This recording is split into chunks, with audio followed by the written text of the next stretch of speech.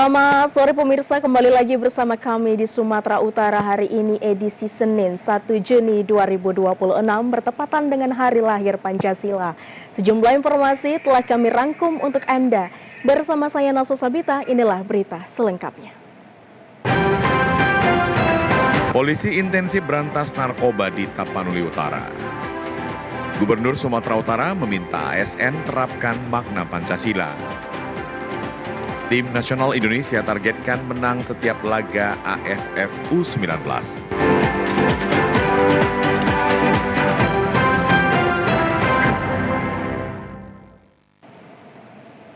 Maraknya peredaran berbagai jenis narkoba di Taput menyebabkan Satres Narkoba Polres Taput intensif melakukan pemberantasan narkoba. Satuan Reserse Narkoba Polres Tapanuli Utara terus mengerjakan pemberantasan peredaran dan penyalahgunaan narkotika di wilayah hukum Polres Taput. Sejak Januari hingga Mei 2026 sebanyak 29 kasus tindak pidana narkoba berhasil ditindak dengan jumlah 34 tersangka. Jika dibandingkan dengan tahun 2025 yang berjumlah 58 kasus hingga Mei tahun ini sudah mencapai sekitar 50% dari total pengungkapan tahun sebelumnya. Salah satu temuan terakhir berasal dari pengiriman melalui Bandara Silangit dengan sejumlah yang nilai cukup besar. Hal ini menjadi pengawasan terhadap jalur peredaran melalui bandara akan terus diketat.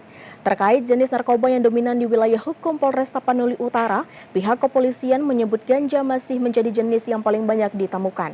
Kasat Narkoba Polres Taput AKP Junaidi Pardede mengatakan melalui gerbek sarang narkoba dan penyuluhan ke sekolah serta sosialisasi kepada masyarakat terkait bahaya narkoba diharapkan dapat menekan peredaran narkoba di wilayah Tapanuli Utara. Kami sedang melakukan kegiatan rutin yang ditingkatkan. Di mana saat ini sampai dengan bulan Mei, dari Januari 2 bulan Mei 2026, kami sudah melakukan pengungkapan kasus tindak pidana narkoba sebanyak 29 kasus. Jika dibandingkan dengan tahun 2025 yang jumlah kasusnya ada di 58 kasus. Sehingga sampai dengan bulan Mei kita sudah mencapai 50% dari tahun sebelumnya. Selain dari penindakan, kami juga melakukan GSN. Apabila ada informasi-informasi yang di lokasi ada bersifat peredaran narkoba, kami lakukan gerebek sarang narkoba. Selain telah menangkap puluhan tersangka beserta barang bukti, dari puluhan tersangka pihak Polres Taput sedang melakukan proses penyidikan lebih lanjut untuk segera dilimpahkan ke pihak kejaksaan untuk persidangan. Pemirsa, Kepolisian Sektor Talawi Kabupaten Batubara menggerebek lokasi yang kerap digunakan sebagai lapak transaksi narkoba. Hasilnya, polisi menangkap dua pria yang diduga pengedar dengan barang bukti puluhan paket sabu. Penggerebekan berlangsung di Gang Solo, Desa Sukamaju, Kecamatan Tanjung Tiram yang dipimpin langsung Kapolsek Talawi AKP Anto Sitorus.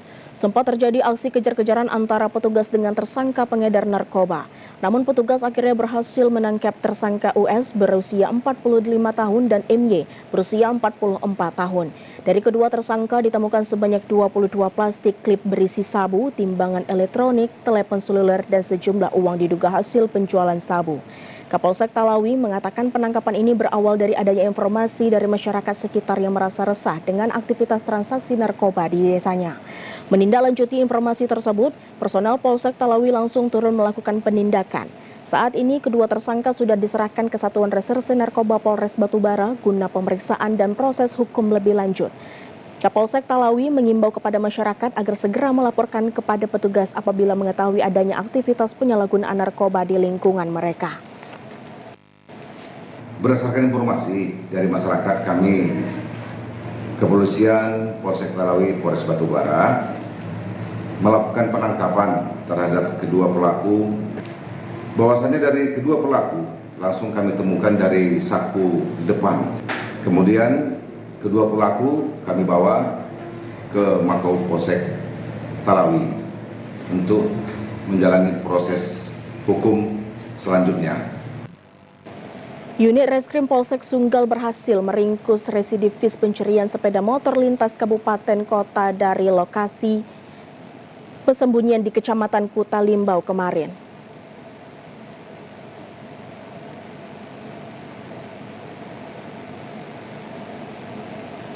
Inilah detik-detik aksi pencurian sepeda motor terekam CCTV di Jalan Setiabudi, Medan. Dalam rekaman CCTV tersebut, pelaku adalah Agung Kurniawan bersama rekannya berhasil merusak kunci sepeda motor dengan kunci T. Mendapat laporan dari masyarakat yang menjadi korban kejahatan jalanan ini, petugas pun melakukan pengejaran dengan bermodalkan ciri-ciri pelaku yang didapat dari rekaman CCTV. Tidak butuh waktu lama, pelaku yang merupakan residivis ini berhasil ditangkap petugas dalam waktu singkat usai melancarkan aksinya di sejumlah lokasi lintas kabupaten kota, yakni Kabupaten Langkat, Pelawan, Medan, dan Deli Serdang.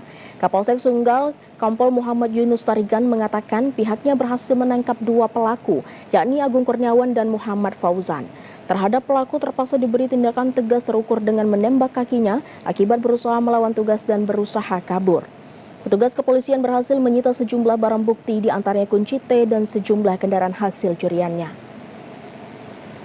Di mana setelah kita tangkap, si tersangka ini sudah melakukan sebanyak 4 kali pencurian sepeda motor. Pertama di wilayah Langkat juga sudah kita hubungi untuk Polres Langkat, kemudian Belawan, dan 2 di wilayah Sunggal.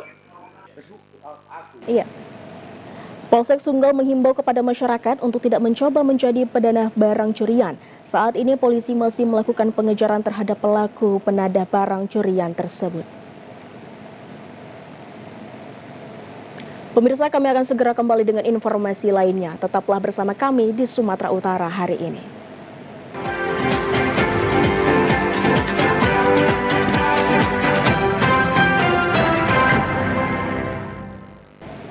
Pemirsa, pimpin upacara Hari Lahir Pancasila, Gubernur Sumatera Utara, Bobi Nasution meminta aparatur sipil negara untuk menerapkan makna Pancasila. Pancasila adalah jangkar moral dalam menghadapi turbulensi global, mulai dari disrupsi teknologi hingga dinamika geopolitik. Hal itu disampaikan langsung oleh Gubernur Sumatera Utara saat membacakan naskah pidato Kepala Badan Pembinaan Ideologi Pancasila Republik Indonesia saat memimpin upacara Hari Lahir Pancasila di lapangan Astaka Pancing, Deli Serdang, Sumatera Utara. Hari Lahir Pancasila menjadi momentum momen refleksi untuk memastikan bahwa api Pancasila tetap menyala dalam jiwa setiap insan Indonesia. Adapun tema yang disusung pada tahun 2026 ini adalah Pancasila Pemersatu Bangsa, Fondasi Perdamaian Dunia. Sebuah pernyataan tegas bahwa nilai-nilai luhur Pancasila tidak hanya relevan untuk menjaga keutuhan bangsa Indonesia, namun menjadi jawaban terciptanya perdamaian dunia yang abadi. Gubernur Sumatera Utara menegaskan momen peringatan Hari Kesaktian Pancasila bukan hanya untuk seluruh masyarakat Indonesia, tapi juga untuk kondisi global hari ini. Bobi Nasution berpesan kepada ASN untuk dapat menerapkan makna Pancasila di kehidupan hari-hari. Sangat relevan ya, sangat relevan bukan hanya untuk seluruh masyarakat Indonesia, tapi juga untuk melihat kondisi global hari ini sangat juga cocok untuk diterapkan di tingkat global. Iya, Pak. Pada ASN, kalau menerapkan Pancasila, pertama pasti benar-benar melayani masyarakat, mencintai masyarakat, dan bekerja dengan baik. Nggak ada pungli-pungli, nggak ada perjuangan. Siap. 1, 2. Televisi Republik Indonesia Sumatera Utara melaksanakan upacara peringatan Hari Lahir Pancasila tahun 2026. Upacara dipimpin Kepala Stasiun TVRI Sumatera Utara, Budi Kurniawan, diikuti seluruh pegawai ASN di lingkungan TVRI Sumatera Utara.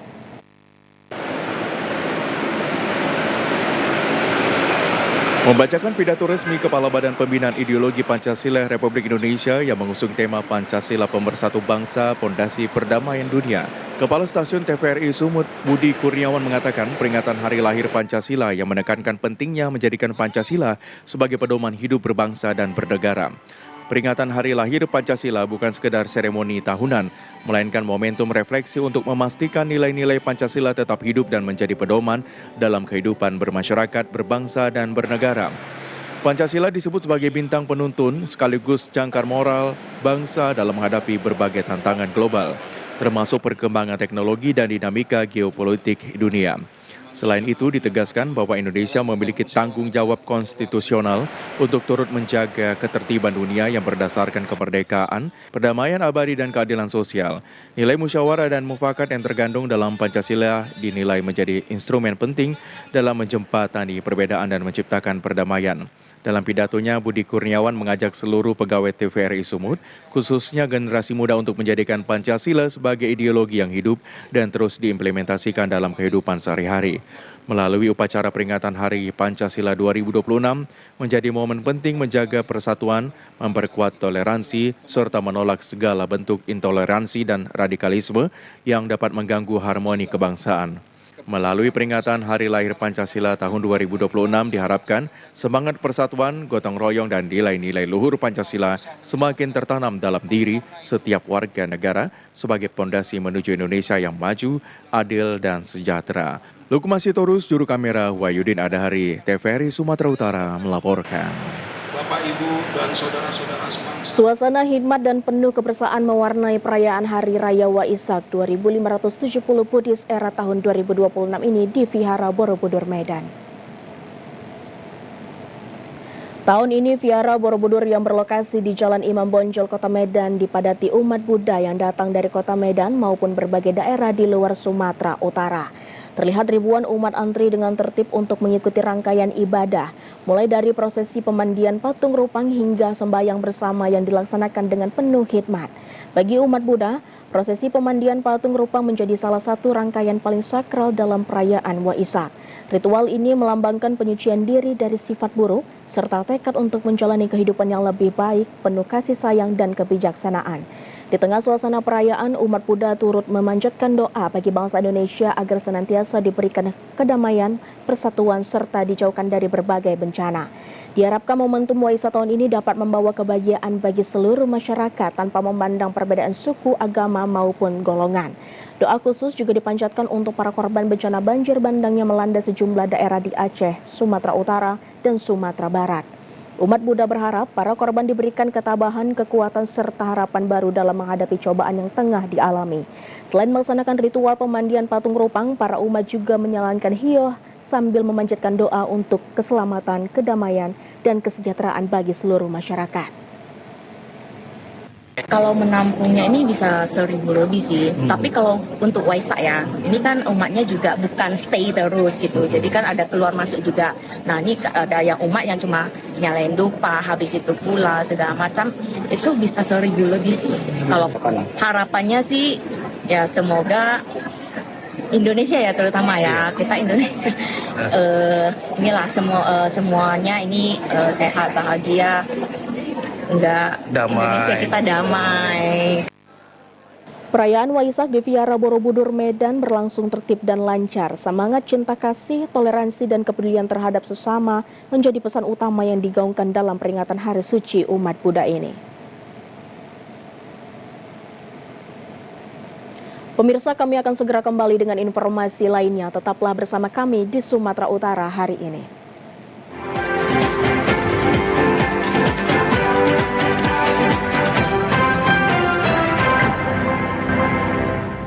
Pemirsa, komitmen Halim Fertility Center dalam menghadiri edukasi dan solusi bagi pasangan yang mendapatkan keturunan kembali diwujudkan melalui seminar eksklusif 5.0 bertema menuju tahun penuh harapan. Seminar ini menghadirkan berbagai informasi seputar kesehatan reproduksi, kesuburan, hingga perkembangan teknologi program kehamilan dari para dokter spesialis HFC. Gelar di Rumah Sakit Regina Maris, Medan kemarin, seminar ini menjadi wadah edukasi bagi masyarakat untuk memahami berbagai permasalahan kesuburan serta solusi yang kini tersedia. Direktur Utama Halim Fertility Center, Dr. Binarwan Halim menyebutkan kegiatan ini bertujuan meningkatkan pemahaman masyarakat tentang kesuburan dan penanganannya. Jadi tujuan daripada dilakukan seminar itu adalah lebih mendiseminasi, menyebarluaskan masalah kesuburan ini sebenarnya adalah masalah yang cukup kompleks ya, bukan hanya sekedar ingin punya anak, tapi itu mempengaruhi secara sosial kehidupan seseorang. Kita ingin hadir di sini itu menyadarkan dan memberikan pengetahuan kepada masyarakat bahwa kita itu hadir sini membantu, memberikan solusi, bukan hanya dalam memberikan pelayanan terbaik, tapi juga kita menghadir dalam sini untuk memberikan solusi dalam biaya yang lebih terjangkau. Sehingga kita memberikan promo biaya yang bisa terjangkau dalam biaya yang bisa dibayar oleh mom and dad tersebut. Itu yang menjadi tujuan dari dilakukannya seminar ini. Kegiatan ini juga memberikan kesempatan bagi peserta untuk berkonsultasi dan berdiskusi langsung dengan para dokter spesialis fertilitas dan reproduksi. Kesan positif juga disampaikan Dian dan Rati yang mengaku mendapatkan banyak informasi dan pengetahuan baru terkait program kehamilan. Tujuannya pertama memang mau mencari informasi tentang program-program hamil yang HFC itu udah terkenal ya, itu yang pertama. Yang kedua nambah ilmu kami juga tentang apa itu kendala sulit hamil itu apa aja, kemudian solusinya gimana, dan alhamdulillah sih kami berdua dapat ya banyak ilmu dari seminar yang kami ikutin hari ini seperti itu. Melalui seminar ini, Halim Fertility Center berharap dapat memberikan harapan baru bagi pasangan yang mendambakan kehadiran buah hati melalui informasi dan layanan fertilitas yang tepat. Putri Daulay, juru kamera Angga Febriansyah melaporkan. Musabaqah Tilawatil Quran MTQ Labuhan Batu Selatan ke-17 tahun 2026 diawali dengan pengibaran bendera MTQ dengan LPTQ Musabaqah Tilawatil Quran dipimpin Bupati Labuhan Batu Selatan. Upacara pengibaran bendera MTQ dan LPTQ dilaksanakan di lapangan sepak bola Dusun Sidoda di Desa Perkebunan Teluk Panji, Kecamatan Kampung Rakyat, Kabupaten Labuhan Batu Selatan. Pasukan pengibar bendera tampak semangat menjalani tugasnya. Selain itu, seluruh kafilah dari 5 kecamatan yang ada di Labusel yang akan mengikuti perlombaan juga tampak antusias mengikuti upacara tersebut. Dalam Musabaqah Tilawatil Quran yang ke-17 tingkat kabupaten tersebut, terdapat 7 cabang yang akan diperlombakan. Bupati Labuhan Batu Selatan Ferry Sahputra menyampaikan bahwa melalui kegiatan MTQ tersebut diharapkan dapat memilih anak-anak terbaik dalam membaca Al-Quran dan di bidang lainnya. Kegiatan hari ini, Pak? Hari ini kita membuka kegiatan MTQ yang ke-17 di Kampung Rakyat. Harapannya, Pak? Harapannya semoga event ini bisa memilih anak-anak yang terbaik di bidangnya masing-masing. Camat Kampung Rakyat Ali Bahramsar Nasution mengatakan bahwa kafilah yang akan bertanding dalam MTQ sebanyak 550 orang dari seluruh kecamatan di Kabupaten Labuhan Batu Selatan. Berapa jumlah kafilah yang bertanding dalam MTQ ini, Pak? Jumlah kafilah yang bertanding berjumlah 1 kecamatan lebih 100 orang. Dari total 550 orang di Kabupaten Labuhan Batu. Ini MTQ yang keberapa, Pak? Ini MTQ yang ke-17 tahun 2020. Sebagai ketuan rumah sekarang siapa? Sebagai tuan rumah hari ini alhamdulillah sudah berjaya di Kecamatan Kampung Rakyat. Harapannya, Pak? Harapannya mudah-mudahan bisa juara. Pemirsa, berikut kami sampaikan seputar keberangkatan haji. Pemirsa, Kementerian Haji dan Umroh Republik Indonesia mulai memetakan sejumlah aspek yang akan menjadi fokus pembenahan dalam penyelenggaraan ibadah haji tahun depan. Dari berbagai catatan yang muncul selama musim haji 1447 Hijriah atau 2026 Masehi, layanan di Mina dan pelaksanaan istitoah kesehatan dinilai sebagai 2 isu yang paling membutuhkan perhatian.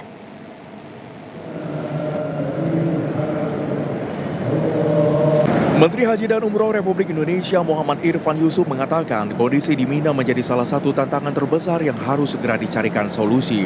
Menurutnya, keterbatasan ruang di kawasan tersebut semakin terasa seiring meningkatnya jumlah jemaah haji yang datang setiap tahun. Menhas menjelaskan bahwa kapasitas Mina secara fisik tidak mengalami perubahan signifikan, sementara kebutuhan ruang terus bertambah karena jumlah jemaah haji dunia yang cenderung meningkat. Oleh karena itu, pemerintah Indonesia perlu menyusun strategi yang lebih matang, terutama terkait pengaturan pergerakan dan penempatan jemaah selama fase Mina. Gus Irfan mengakui hasil penyelenggaraan di Mina pada musim haji tahun ini belum sepenuhnya sesuai harapan.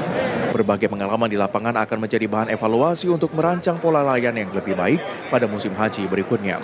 Selain Mina, aspek kesehatan juga menjadi perhatian penting pemerintah. Meski angka kematian jemaah haji tahun ini menunjukkan tren yang lebih baik dibandingkan musim haji sebelumnya, Menhaj menilai hasil tersebut belum cukup menggembirakan. Jujur, untuk Mina kemarin saya jauh dari puas. Sehingga tahun depan harus kita cermati lagi bagaimana pergerakan di Mina. Yang kedua, tentu kesehatan. Kesehatan kita memang sampai hari ini alhamdulillah tingkat jamaah yang meninggal sudah turun hampir separuh sehingga, tapi itu belum memuaskan juga karena ada beberapa jamaah kita yang begitu sampai di sini langsung masuk rumah sakit. Artinya apa? Artinya bahwa kita belum terlalu signifikan dalam meningkatkan standar dari istilah kesehatan kita, walaupun di berbagai daerah sudah bagus. Mungkin ada beberapa daerah yang pelaksanaan istilah kesehatannya kurang bagus sehingga sampai di sini mereka akan Pemerintah menilai penguatan screening kesehatan menjadi langkah penting untuk memastikan calon jemaah benar-benar mampu menjalani seluruh rangkaian ibadah haji yang membutuhkan kondisi fisik prima. Pemirsa, fase puncak ibadah haji di Arafah, Musdalifah, Mina Armuzna telah selesai. Seluruh jemaah haji Indonesia yang mengambil naftar tasni yang telah meninggalkan Mina dan kembali ke hotel masing-masing di Makkah.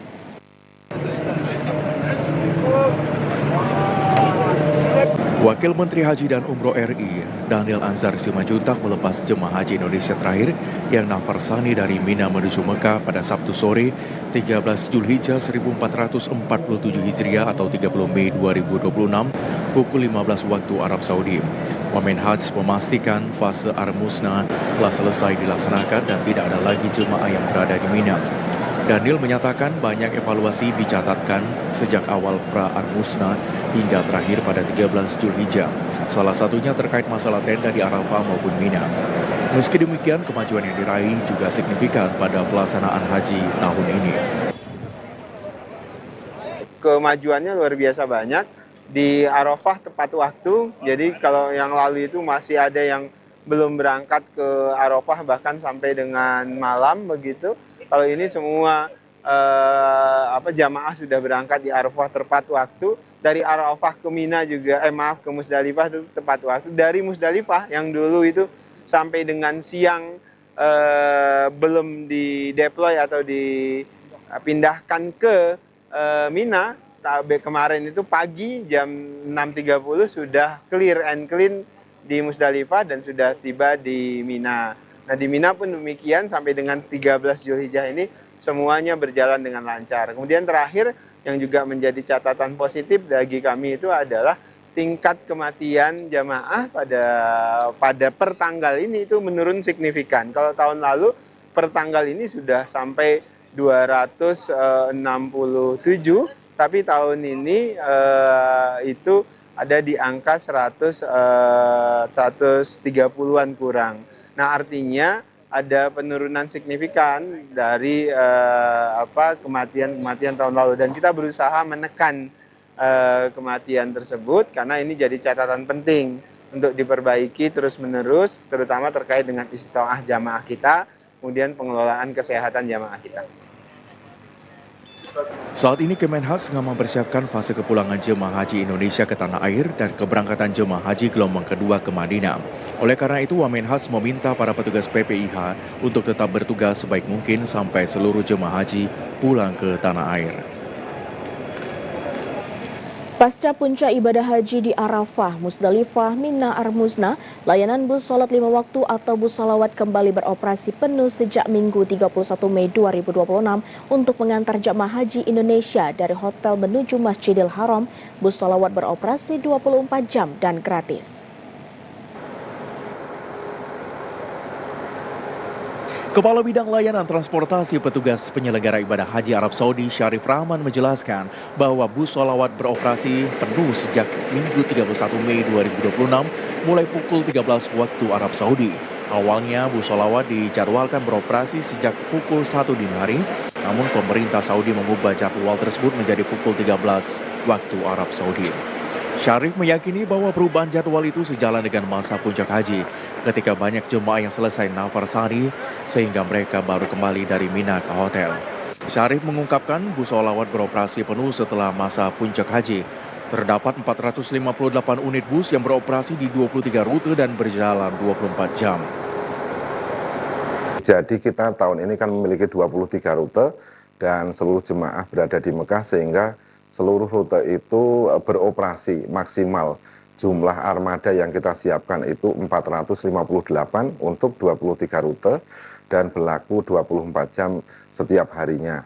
Oleh karena itu jemaah yang akan pulang ke tanah air maupun yang akan ke Madinah mulai hari ini sudah bisa menggunakan bis sholawat, layanan bis sholawat selama 24 jam, baik mereka yang akan melaksanakan tawaf ifadah, tawaf wada maupun ibadah lainnya di Masjidil Haram setiap harinya. Jemaah haji dapat menaiki bus sholawat di halte terdekat dari hotel. Jemaah dapat menggunakan 3 terminal di sekitaran Masjidil Haram, yakni Terminal Sheikh Amir, Terminal Ajiat, dan Terminal Jabal Ka'bah. Syarif mengingatkan jemaah untuk mengetahui lokasi halte dan terminal yang dituju untuk memudahkan perjalanan jemaah haji. Juga dapat mengetahui nama terminal, nomor bus, dan rute tujuan melalui kartu rute yang dibagikan kepada setiap jemaah.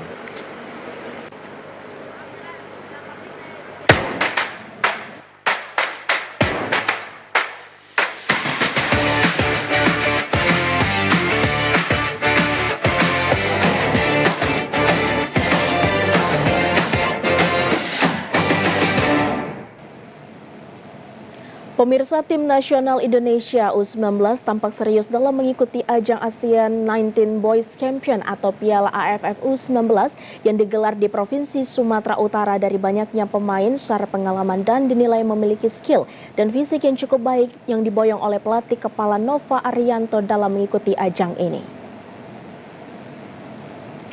Status tim nasional Indonesia U19 sebagai juara bertahan ASEAN 19 Boys Championship atau Piala AFF U19 dinilai menjadi modal tersendiri bagi skuad Garuda Muda dalam melakoni ajang serupa yang kali ini digelar di Provinsi Sumatera Utara.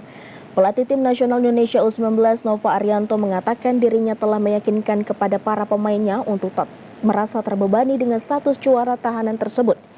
Sebaliknya, status juara bertahan harus menjadi motivasi tinggi bagi para penggawa Garuda Muda ini untuk kembali mengharumkan nama Indonesia di ajang internasional. Akan bermain di Stadion Utama Sumatera Utara, Nova menegaskan bahwa dirinya dan tim pelatih timnas Indonesia U19 tak memasang target spesifik pada turnamen kali ini. Namun Indonesia akan menggincar kemenangan di setiap pertandingan dengan harapan dapat lolos pada fase grup dan menembus babak yang menentukan. Keseriusan tim pelatih timnas Indonesia U19 dalam Piala AFF kali ini terlihat dari dipanggilnya sejumlah pemain pilar seperti Putu Panji dan diaspora seperti Eizer Jacob Tanjung, Amar Brikcik hingga Timothy Baker. Kalau secara pribadi, pastinya saya ingin menjadi yang terbaik. Tetapi saya tidak ingin membebani pemain. Sekali lagi, bagaimana saya hanya minta kepada pemain bisa menang di setiap pertandingan. Sama seperti yang disampaikan dari Vietnam, kita akan coba berikan 100% apa yang kita punya dan kita lihat kemampuan kita bisa sampai di mana. Karena itu menjadi bahan evaluasi kami dan saya berharap pemain juga tidak terbebani dengan status kami yang sebagai tim. Untuk pemain belakang andalan timnas kelompok umur yakni Matthew Sitorus Baker diprediksi akan absen pada ajang kali ini. Sebabnya dirinya masuk dalam jajaran pemain yang dipanggil oleh John Herman untuk memperkuat timnas senior yang juga akan melangsungkan FIFA Matchday pada bulan Juni ini. Timnas Indonesia U19 akan memulai perjuangannya di Piala AFF U19 2026 melawan Myanmar malam ini di Stadion Utama Sumatera Utara, Deli Serdang. Meski sejarah Timnas Indonesia kalah skor pertandingan selama AFF U19 dengan Timnas Myanmar, namun skuad Nova Arianto optimis menunjukkan taringnya untuk menang. Sebagai tuan rumah, Indonesia memiliki keuntungan bermain di hadapan pendukung sendiri. Dukungan supporter diharapkan mampu menambah motivasi para pemain muda terbaik membuka jalan menuju fase berikutnya. Skuad Garuda Muda harus berhati-hati karena punya rekor pertemuan yang tak menguntungkan. Anak asuh Nova Arianto harus mampu melewati tekanan di laga pertama, apalagi Myanmar U19 juga sudah pernah beberapa kali merepotkan timnas Indonesia U19. Status sebagai juara bertahan menjadi motivasi tambahan bagi Garuda Muda Indonesia ingin kembali menunjukkan kualitasnya sebagai salah satu tim terbaik di Asia Tenggara. Hasil positif pada laga perdana akan menjadi modal penting kepercayaan diri pemain timnas Indonesia untuk menang hingga 3 poin menjadi awal yang ideal dalam misi mempertahankan gelar juara. Sepanjang sejarah bergulirnya Piala AFF U19, timnas Indonesia U19 setidaknya sudah 8 kali menghadapi Myanmar U19. Hasilnya memang kurang oke karena Garuda Muda tercatat menelan 5 kekalahan. Selain itu, ada satu hal, hasil imbang dan 2 laga lainnya berujung kemenangan timnas Indonesia U19. Dari catatan gol, Indonesia U19 juga hanya bisa mencetak 13 gol ke gawang Myanmar, sebaliknya lawan bisa membobol 16 kali. Meskipun demikian, dalam 3 pertemuan terakhir, Garuda Muda memang lebih unggul karena bisa menang 2 kali dan 1 lainnya berujung imbang. Pemirsa, kami akan segera kembali dengan informasi lainnya. Tetaplah bersama kami di Sumatera Utara hari ini.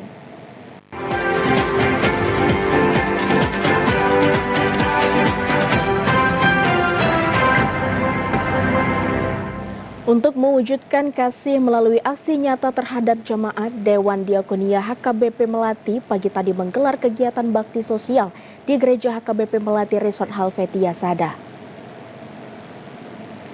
Kegiatan bakti sosial ini menjadi bagian dari komitmen pelayanan gereja untuk membantu warga jemaat HKBP Melati melalui pemeriksaan kesehatan gratis bekerja sama dengan Dinas Kesehatan dan Palang Merah Indonesia Kota Medan. Warga jemaat HKBP yang hadir tampak antusias untuk melakukan pemeriksaan kesehatan meliputi pemeriksaan tekanan darah, cek kadar gula darah, kolesterol, dan asam urat. Jemaat juga diberikan kesempatan untuk berkonsultasi langsung dengan tim dokter serta mendapatkan obat-obatan gratis. Selain cek kesehatan, jemaat secara sukarela mendaftarkan diri untuk mendonorkan darah mereka demi membantu sesama yang membutuhkan. Dinas Kesehatan Kota Medan memberikan apresiasi setinggi-tingginya kepada HKBP Melati yang turut serta melaksanakan kegiatan cek kesehatan gratis yang merupakan salah satu cita-cita Presiden Prabowo. Ketua Seksi Kesehatan Dr. Aswin Manurung MK Spesialis Kedokteran Keluarga Layanan Primer mengharapkan komunitas lainnya juga akan melakukan kegiatan ini untuk meningkatkan cakupan cek kesehatan gratis pada umumnya.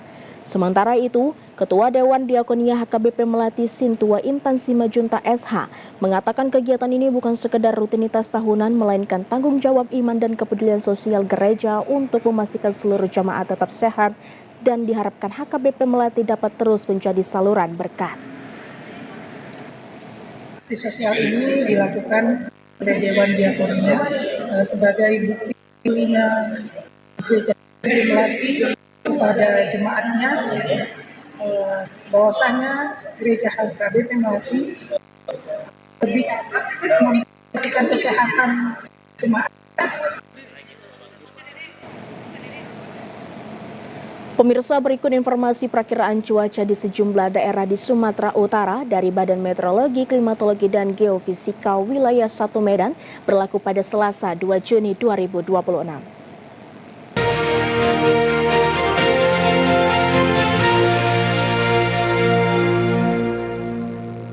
Assalamualaikum warahmatullahi wabarakatuh.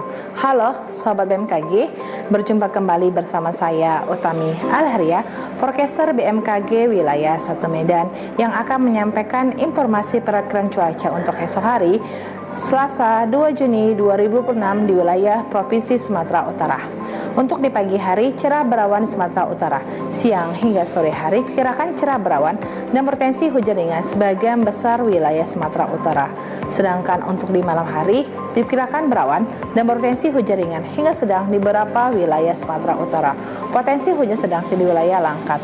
Sedangkan untuk dini hari diperkirakan berawan dan berpotensi hujan ringan yang terjadi di wilayah Madinah dan Nia Selatan.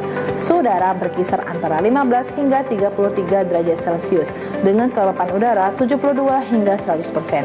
Angin bertiup dari barat hingga timur dengan kecepatan 7 sampai 25 km per jam. Sedangkan untuk titik panas atau hotspot Sumatera Utara, dari pantauan tanggal 31 Mei 2006 terdapat 10 titik panas yang tersebar di wilayah Kabupaten Dairi, Deli Serdang, Madinah, Nias Utara, dan Tapanuli Utara. Kami menghimbau kepada masyarakat untuk waspada potensi hujan sedang yang di wilayah pesisir timur dan pegunungan Sumatera Utara yang dapat menyebabkan bencana hidrometeorologi seperti banjir, longsor, dan angin kencang.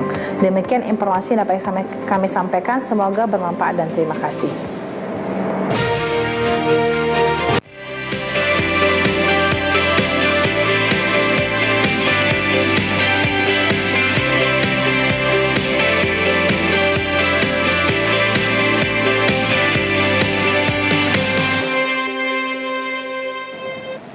Ratusan umat Buddha di Kota Pangkal Pinang merayakan Hari Raya Trisuci Waisak 2570 Buddhis Era tahun 2026 Masehi dengan penuh hikmat di Vihara Kumala Bodhi.